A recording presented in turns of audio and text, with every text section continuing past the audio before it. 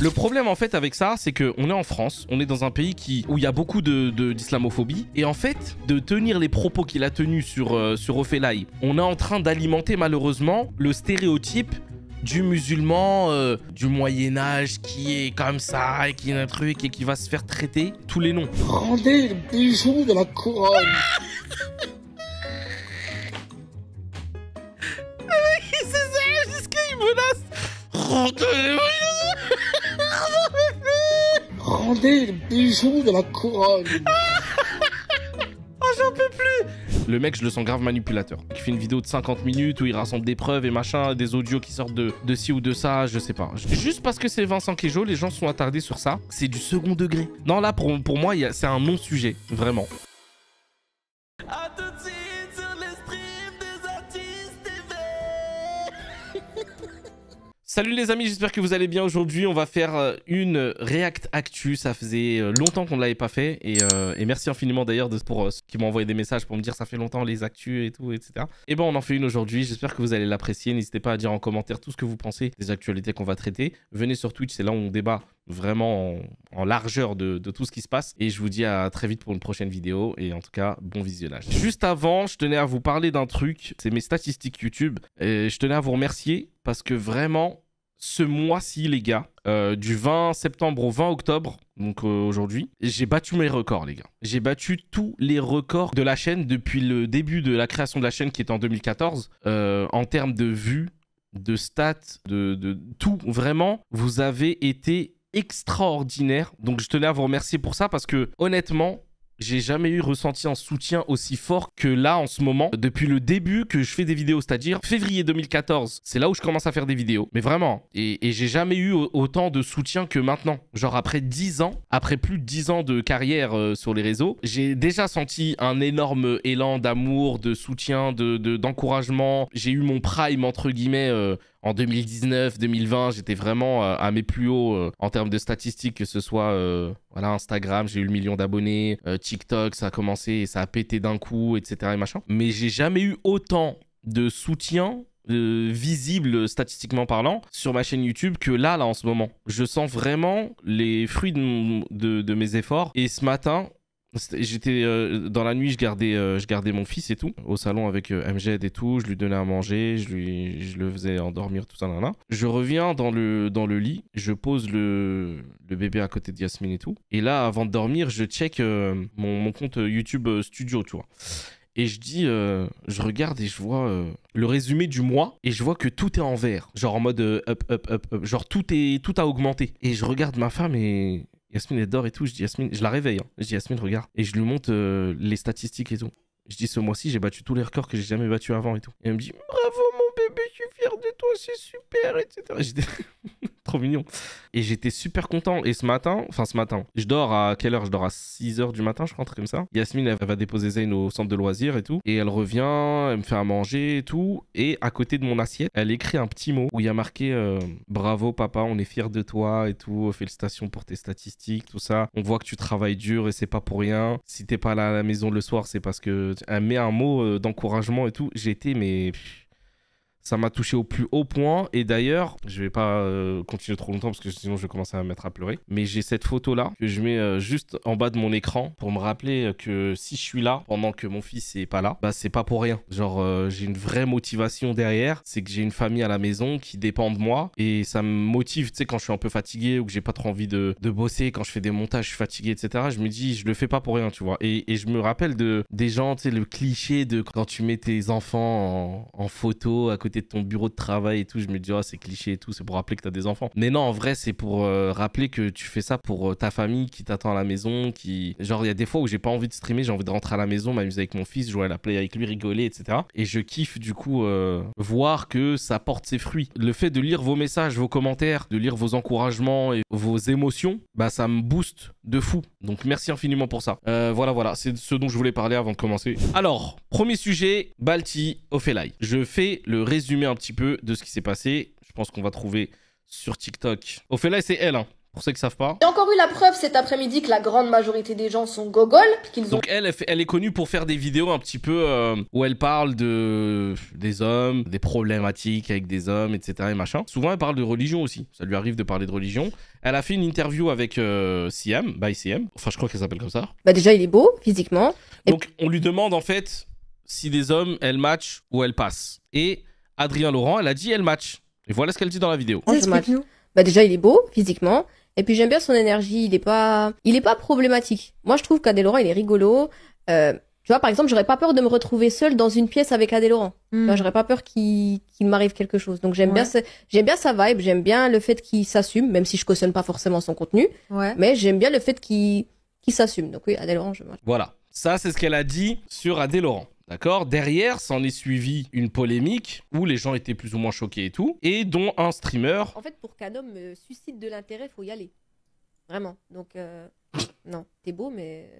Mais pour qui elle se prend? Mais pour qui elle se prend, cette femme-là? Les musulmans qui sont tous pratiqués créés comme ça, personne ne te regarde, personne ne s'intéresse à toi, et aucun musulman qui craint son créateur, et qui craint Allah, et qui veut de la sunna du prophète, va vouloir se tourner vers une femme avec une mentalité comme la tienne. Aucun. Donc voilà, il a eu ces propos-là en live, et derrière, il a fait une autre vidéo, il a parlé de Ofelai. Alors je sais pas s'il a gardé la vidéo ou s'il l'a supprimée. C'est ça, je crois. Ofelai, tu es dégoûtante. Wallah que tu es dégoûtante, répugnante, espèce de perverse que tu es. Tu n'as pas peur de ton créateur. Voilà ma sœur, c'est bien. C'est bien ma sœur, continue comme ça. Tu viens de ridiculiser, tu viens d'humilier, tu viens de faire mal à ta communauté. Wallah que tu nous as fait du mal. Par Allah le Tout-Puissant, ça là, c'est une humiliation. Tu viens de faire des détracteurs musulmans des gens heureux. Ils sont super fiers de toi, ils sont contents de ce que tu viens de faire. Et Wallah l'Adim, tu rendras des comptes à ton créateur pour ce que tu viens de faire si tu ne te repens pas. Si tu ne te repens pas de ce que tu viens de faire, si tu ne prends pas la parole de ce que tu viens de faire, Wallah l'Adim, tu rendras tes comptes. Et tu le paieras très cher Yawm al-Qiyamah.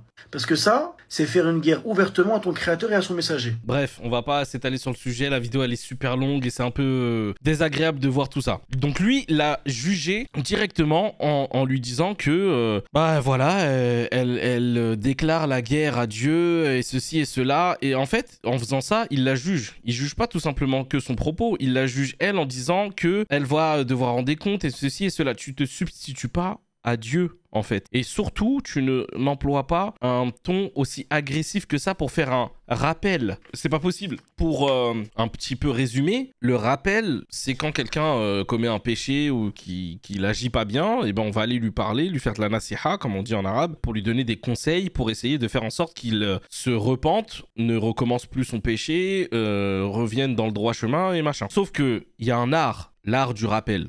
Et cet art-là, tout le monde ne le maîtrise absolument pas. Et là, on voit Balti, qui d'ailleurs a fait une dernière vidéo il y a pas longtemps en disant « Je vais changer de DA. Je me suis rendu compte que j'ai été très dur des fois avec des sœurs et des frères. Maintenant, je vais essayer de faire les choses avec un peu plus de douceur, etc. » Donc, il s'est rendu compte un petit peu de la maladresse qu'il avait, de l'agressivité qu'il avait dans certaines vidéos et tout. Donc, c'est une bonne chose déjà qu'il reconnaisse qu'il a été vraiment violent et tout. Même si, parfois, quand il fait des rappels, parce que lui, en fait, son contenu, c'est un petit peu ça. Même si, quand il fait des rappels, parfois, il a raison de faire certains rappels. Parce qu'il fait pas que des rappels sur les femmes. Il fait des rappels sur tout ce qu'il voit. Et comme je l'ai dit dans un précédent live, quand il a fait des rappels et qu'il a parlé par exemple de la Hashmi House, j'étais d'accord avec ce qu'il disait sur la Hashmi House. Donc c'est pas quelqu'un qui va forcément toujours dire des bêtises et tout, mais là sur cet extrait-là et cet exemple-là, c'est très très très contre-productif de faire ce rappel-là. Parce que il insulte pas, mais il est très agressif, il est très rabaissant. Il est en train de l'insulter de perverse, ceci clairement c'est des insultes, et il est en train de juger la sœur et de la mettre à mal, etc. Devant des millions de personnes qui vont voir cette vidéo-là.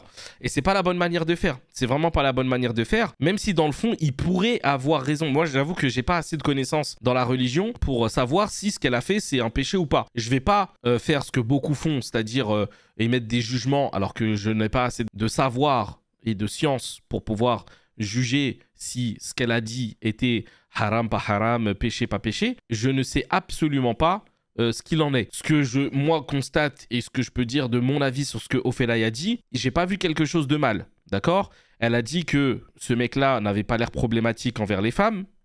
Cet avis, je le partage aussi. Elle n'est pas OK avec son contenu. Cet avis, je le partage aussi. C'est un bel homme.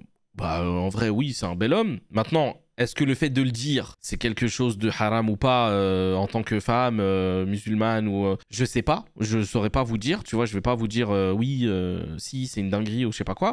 Ce qui est sûr, c'est que ça peut surprendre les gens qu'une femme voilée dise du bien d'un acteur de film pour adultes. Donc oui, d'accord. Mais si on sort des carcans et des jugements et des stéréotypes qu'on peut avoir sur telle ou telle personne, elle a dissocié la personne qui fait ce métier-là de sa vraie personne dans la vie de tous les jours. Donc en vrai, moi, j'ai pas été choqué. J'ai pu être surpris du titre de la vidéo en mode Ophélie. Donc on la connaît sur les réseaux comme étant une femme qui parle souvent d'islam, qui est voilée, etc. Dit du bien d'un acteur de film pour adultes. Ouais, ça peut être un titre racoleur. On peut être surpris. Maintenant, dans le fond de ce qu'elle a dit, moi, j'avoue que je vois pas forcément le mal. Ce qui m'a, par contre, dérangé, c'est quand j'ai répondu en live dans le live de Bastos et que après notre appel, il est dit...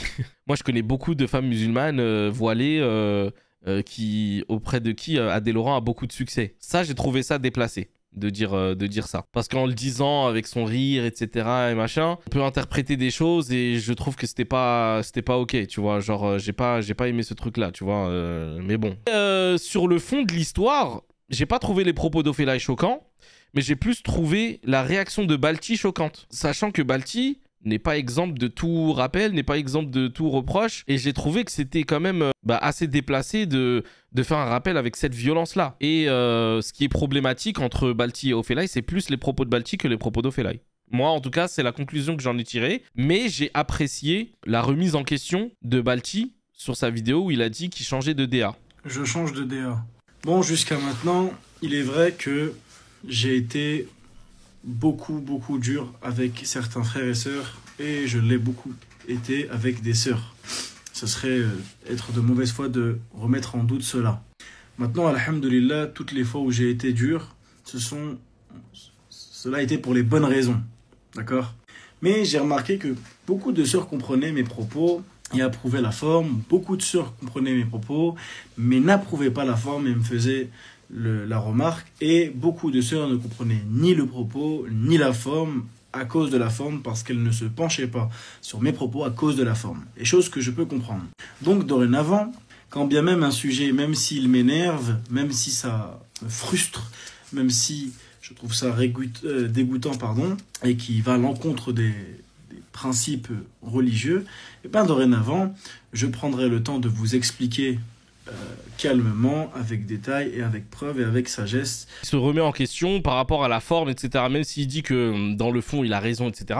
Pas toujours, moi je trouve que pas toujours. Maintenant, il s'appuie peut-être sur des textes que je ne connais pas, etc. Donc je vais pas remettre en question ça. Le problème en fait avec ça, c'est qu'on est en France, on est dans un pays où il y a beaucoup d'islamophobie. Et en fait, malheureusement, quand tu vois ce visage-là, c'est triste à dire, hein, parce que il a quasiment le même visage que moi, dans le sens où on a une barbe et ça se voit qu'on n'est pas français de souche, etc. De tenir les propos qu'il a tenus sur Ophélie, avec cette beubare, etc., c'est de la nourriture à donner aux cochons. Ça veut dire qu'on est en train d'alimenter malheureusement le stéréotype du musulman du Moyen-Âge qui est comme ça et qui est un truc et qui va se faire traiter tous les noms. Et malheureusement, en fait, la manière dont il va parler, même si sur le fond, il pourrait avoir raison, je dis même si, sur le fond, il pourrait avoir raison, je parle pas du cas d'Ophélie, mais dans ce qu'il dit dans ses vidéos, et ben malheureusement, ses propos vont être incompris de la part d'énormément de gens et ces gens vont faire l'amalgame entre musulmans et quelqu'un de extrémiste, etc.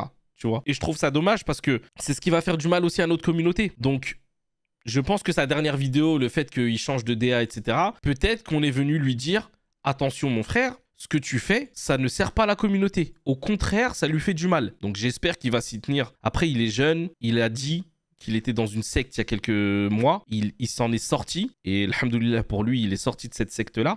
Et c'est ce que je disais dans le live de Bastos, c'est qu'il y a le syndrome, tu sais, de quand tu apprends la religion ou quand tu apprends quelque chose, tu penses tout savoir et tu veux tout faire savoir aux gens en disant moi j'ai raison, vous avez tort et machin et machin. Donc force à lui, j'espère qu'il va se reprendre en main, essayer de voir les choses différemment et faire ses rappels différemment parce que malheureusement ça fait du tort à la communauté. Même si son intention et n'est pas de faire du tort. Malheureusement, là, il en fait énormément. Qu'est-ce que je voulais dire d'autre? Dans la religion aussi, quand on venait parler au prophète, sallallahu alayhi wa sallam, paix et salut sur lui, très souvent, même des grands savants scientifiques de la religion, énormément de questions leur étaient posées et beaucoup de fois, la réponse de ces savants, pour ne pas, par crainte de Dieu, pour ne pas dire de bêtises ou de choses qui seront mal interprétées, ils répondaient « la adri ». Ça veut dire « je ne sais pas ». Donc les personnes qui se prennent pour des imams 2.0, je parle pas de Balti, mais les autres sur les réseaux qui ont réponse à tout, sachez qu'ils sont loin de la connaissance. Juste pour vous faire un parallèle entre les vrais savants qui, par peur de dire des bêtises ou que ce soit mal interprété, ils disaient « la adri ».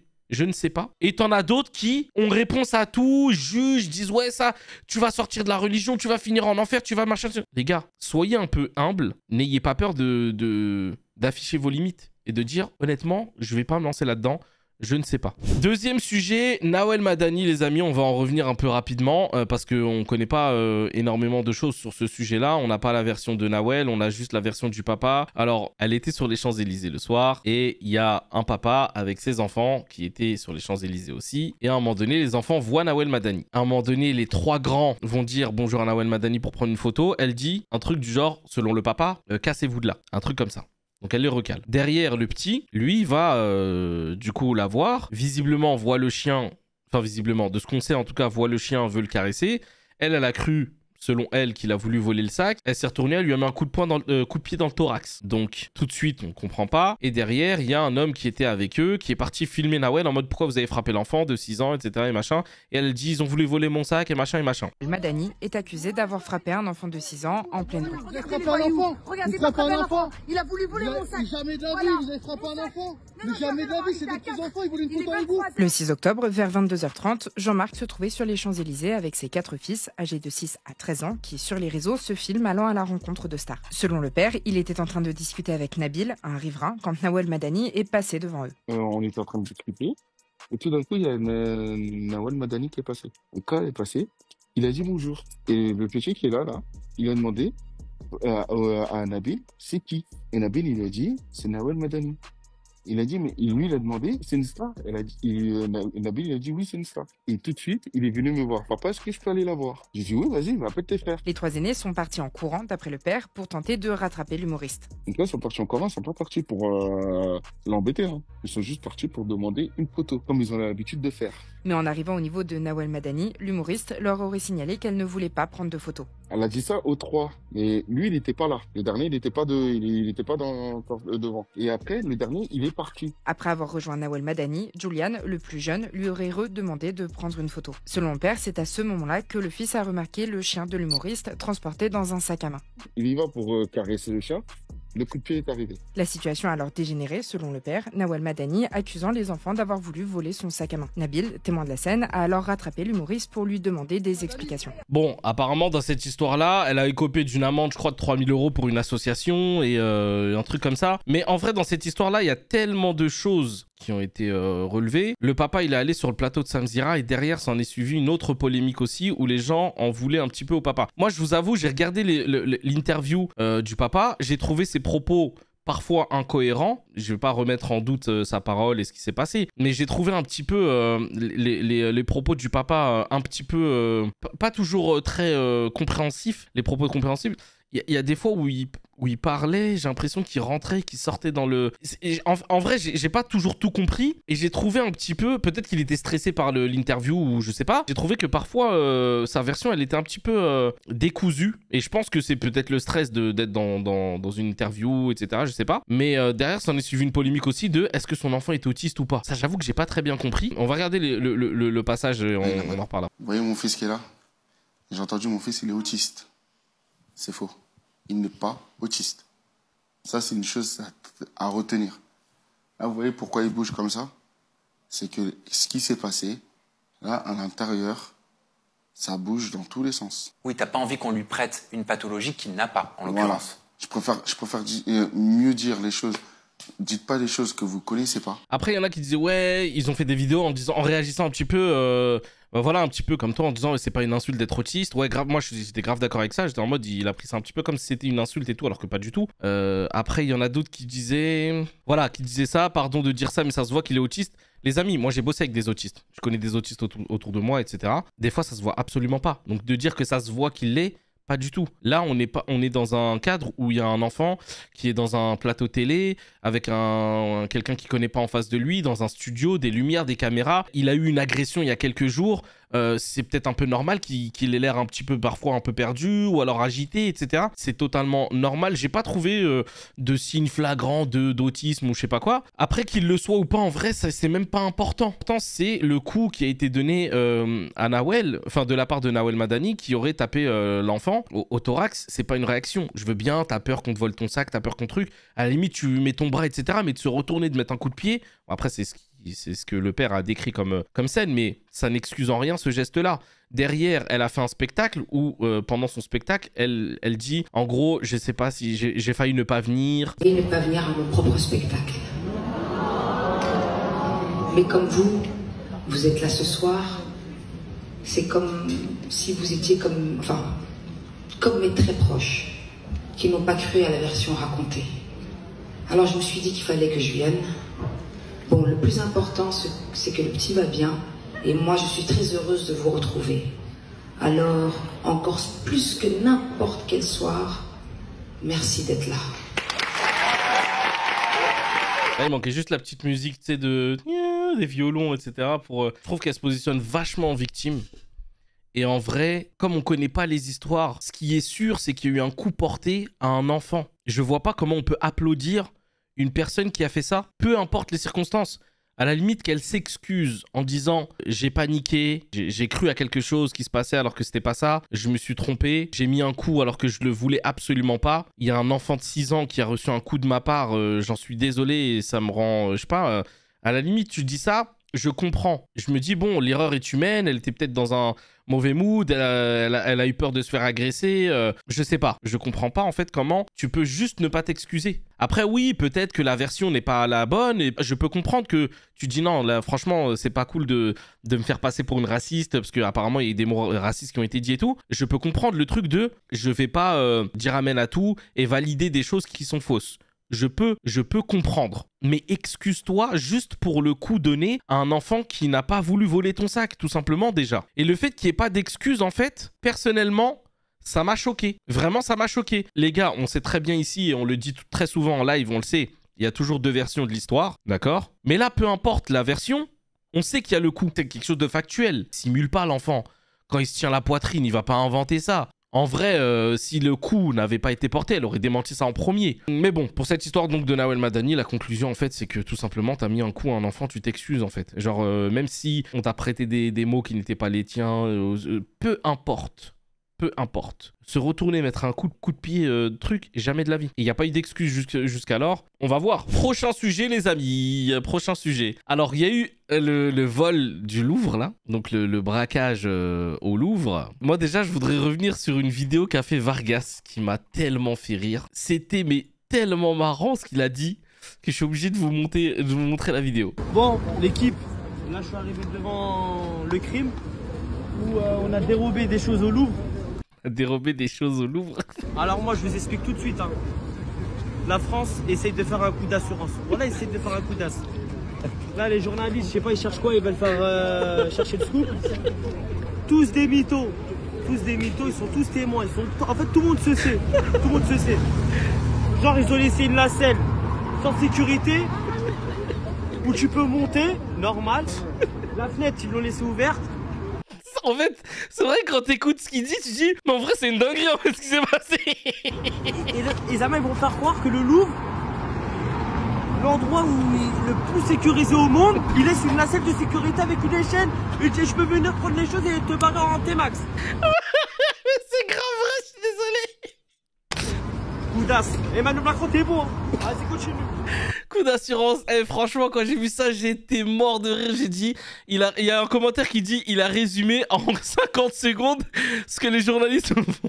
vont dire pendant 10 ans. Mais c'est tellement ça. Vargas, si tu me regardes, t'es un génie, mon frère.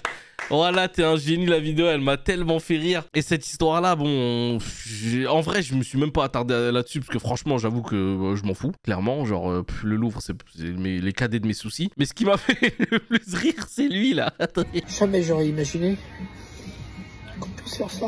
Je vis un cauchemar. Je vis un cauchemar. Déjà, il a un tableau en termes de collier. Lui, je comprends pas.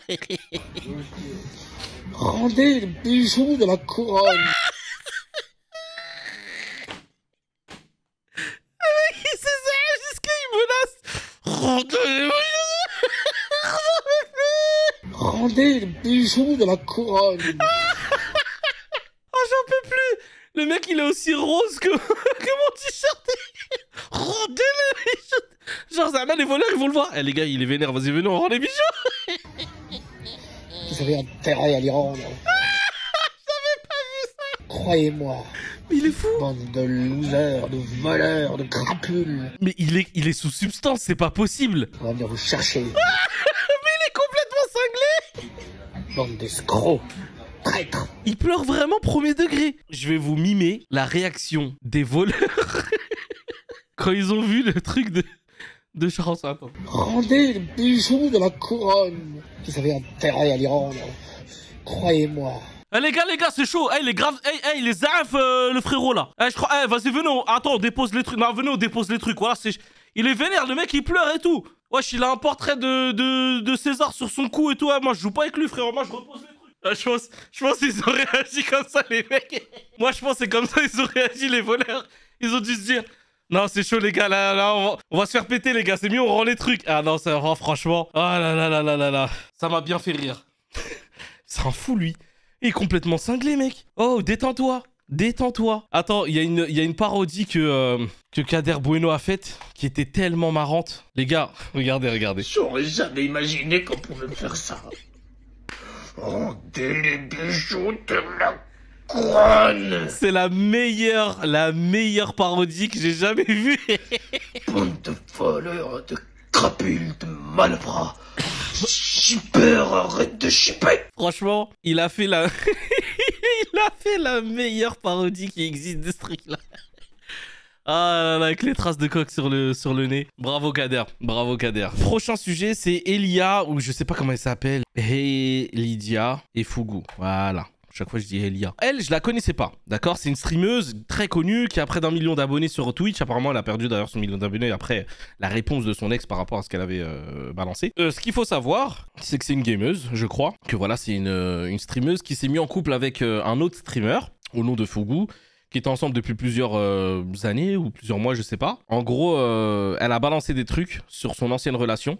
D'accord? Et lui a répondu. Donc ça, c'est l'histoire de base, ok? On va regarder un react pour voir le résumé de cette affaire-là, parce que j'avoue que j'ai pas tout suivi. Et j'ai pas regardé la vidéo du mec qui a fait 50 minutes où le mec il se défend, c'est un peu trop long pour moi. Lydia porte plainte pour violence volontaire aggravée contre le streamer Fugu. On vous résume ce qu'il s'est passé. Tout est parti d'un communiqué diffusé par Lydia, Célia de son vrai nom, sur X, vendredi après-midi. La jeune femme de 21 ans y accuse son ancien compagnon, le streamer Fugu, de violence. Les deux créateurs de contenu ont été ensemble pendant 2 ans et se sont séparés au mois de mars dernier. Elle affirme avoir subi des violences psychologiques pendant leur relation. Insultes, rabaissements et humiliations quotidiennes, il a tout attaqué.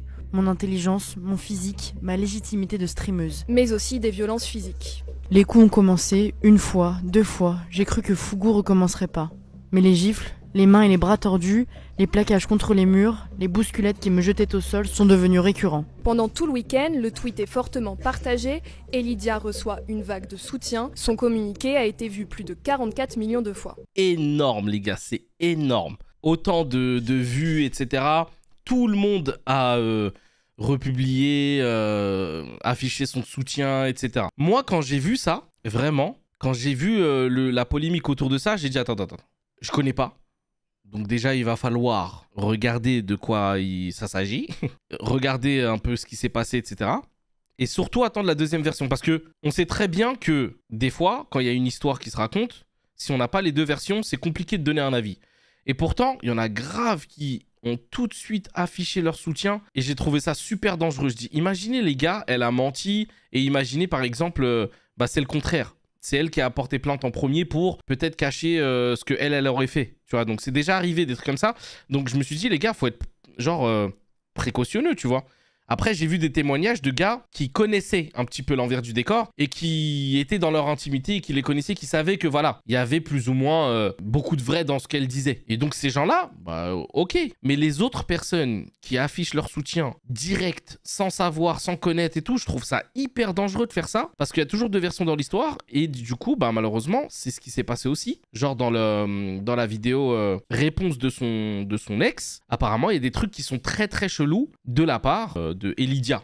Apparemment, elle a voulu le coincer. En gros, elle aurait mis en scène un truc où elle aurait dit « Ouais, il y a une vidéo où j'ai hurlé, je peux toujours mentir en disant qu'il m'a frappé, etc. » Apparemment, c'est ça. Dimanche soir, son ex-compagnon réplique. D'abord dans un long thread sur X en s'appuyant sur de nombreuses captures d'écran et des enregistrements audio. Après, attention, hein, on peut très bien manipuler des enregistrements audio où on montre pas tout, on montre qu'une partie, etc. Donc ça veut pas dire que lui aussi, il a raison dans ce qu'il dit. Hein. Puis quelques heures plus tard, dans une vidéo YouTube de 50 minutes, tournée dans sa voiture. Problème parce qu'on me fait passer pour quelqu'un qui tabasse les gens. Fugu, de son vrai nom Maxime, est suivi par plus de 700 000 personnes sur Twitch. Il décrit une jalousie d'Elidia aussi personnelle que professionnelle. Extrêmement toxique, elle pouvait se mettre à pleurer parce qu'elle avait moins de viewers, faire des crises de colère parce que je répondais à des streameuses dans mon chat. Concernant les accusations de violence physique, il reconnaît notamment une gifle au cours d'une dispute. Elle était dos à moi et je lui ai mis une claque à l'arrière de la tête. Instantanément après ça, je me suis mise à genoux et j'ai... Depuis la publication des explications de Fugu, la parole d'Elidia est remise en cause par toute une frange d'internet. La streameuse assure qu'elle ne parlera plus publiquement de son affaire, qu'elle laisse désormais aux mains de la justice. En fait, pourquoi je n'ai pas voulu parler de cette histoire-là? Parce que t'as vu, c'est des trucs qu'on saura jamais la vérité. Et de prendre parti pour un ou pour l'autre est aussi dangereux...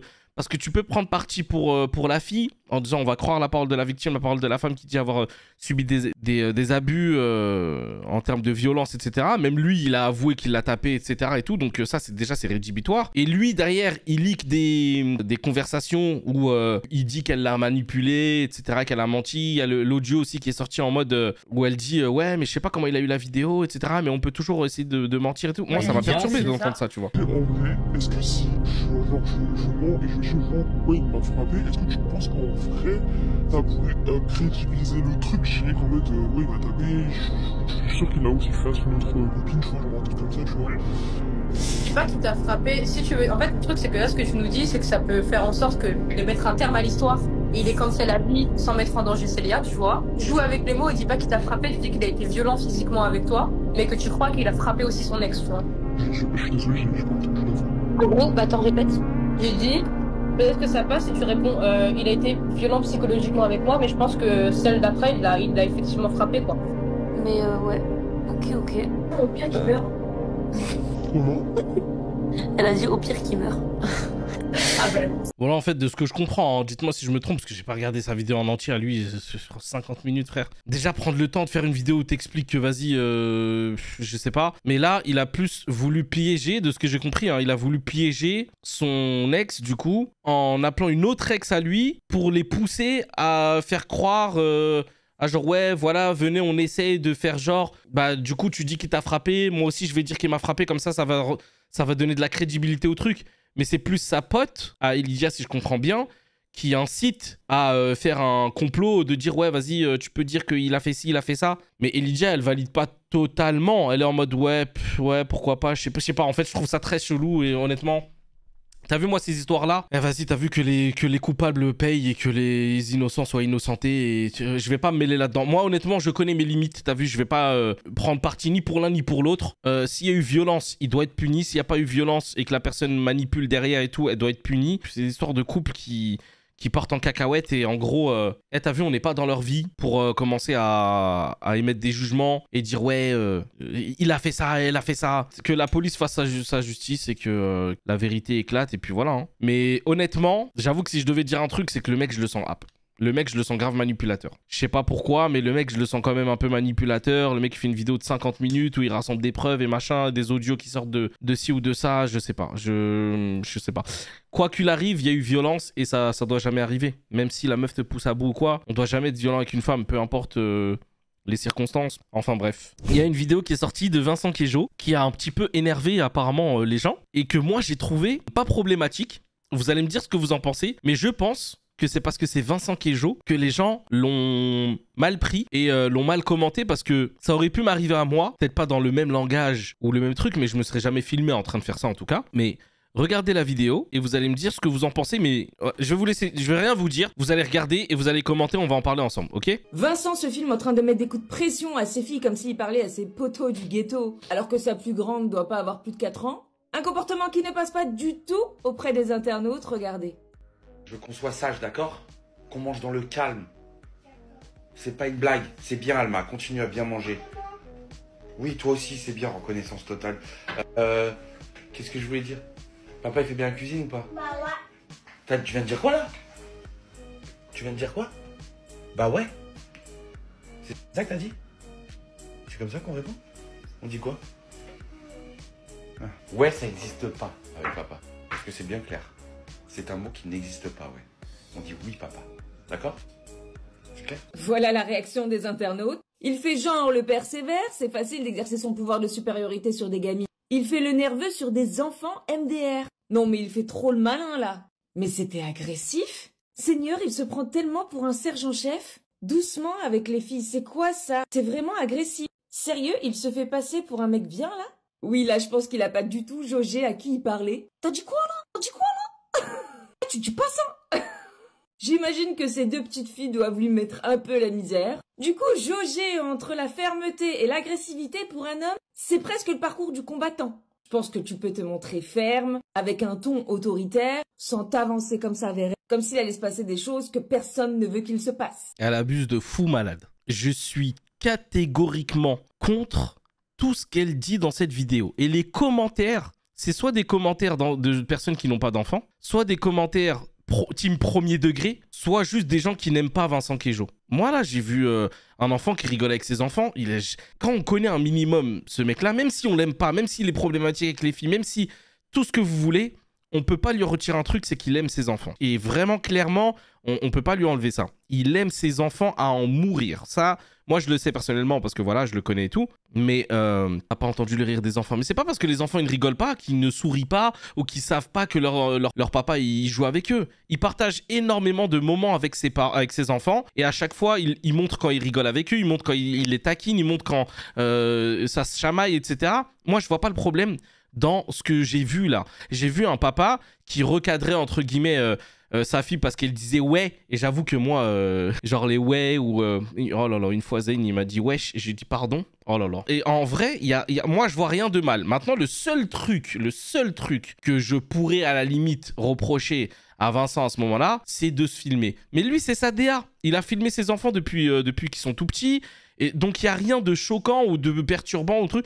On peut ne pas être d'accord avec le fait qu'il filme ça. Tu sais, il n'y a pas d'enfant qui est en mode en pleurs ou pas bien. Ou moi, je suis persuadé que ces enfants, ils connaissent leur père. Et ils savent très bien que quand il parle comme ça, il n'est pas sérieux ou tout. Donc, j'ai pas trouvé cette vidéo problématique. Et franchement, j'ai trouvé qu'elle était pas du tout objective dans cette vidéo-là, Gossip Place. J'ai pas du tout aimé son orientation de la vidéo, de prendre que les commentaires qui, justement, disaient « Mais comment ça ?» et machin. Alors que dans la vidéo qu'elle fait, tous les commentaires, regardez, les commentaires, c'est « Les gens abusent, hein, faut me voir moi avec mes enfants. » Moi j'ai répondu derrière. Je cherche toujours le problème dans la vidéo. Il y a des gens qui disent un parent qui s'occupe de ses enfants, je vois pas le mal. Il a raison pour le coup, rien de choquant. Il n'y a pas de mal dans la vidéo, ça s'appelle de l'éducation.